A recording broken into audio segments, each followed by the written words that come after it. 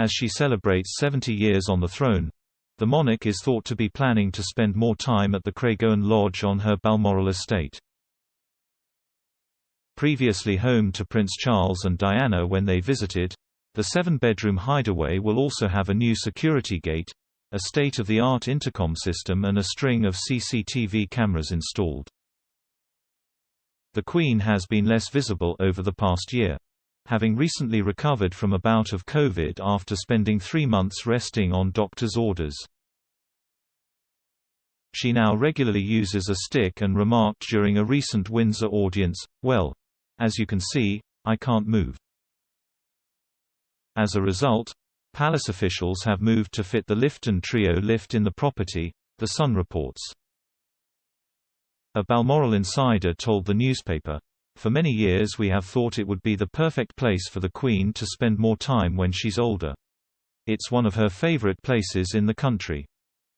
With the proper lift and now this new security, it can effectively be sealed off so she can spend much more time there quietly in her late 90s.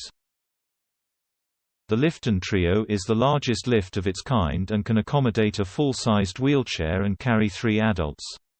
It also means Her Majesty can reach her bedroom without having to climb the stairs." It comes just months after the royal was spotted using a walking stick for comfort the first time as she attended a service at Westminster Abbey, marking the centenary of the Royal British Legion.